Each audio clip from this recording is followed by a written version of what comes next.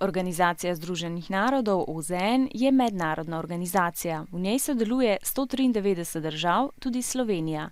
Ustanovili so jo leta 1945 po grozotah prve in druge svetovne vojne, da bi skrbela za mednarodni mir in varnost, razvijala prijateljske odnose med narodi in zmanjšala revščino na svetu.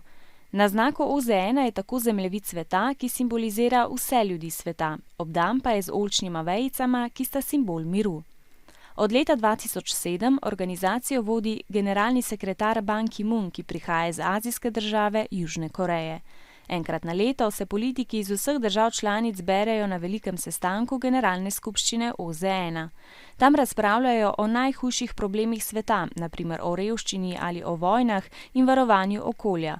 Pomagajo tudi tistim, ki so jih prizadele naravne nesreče, kot so poplave in lakota. Skrbijo tudi za ljudi, ki so zaradi vojne ali lakote morali zapustiti svoje domove. Pomembno pa je tudi, da se na Generalni skupščini srečajo politiki in skušajo s pogovori rešiti nesoglasja in zgladiti nesporazume.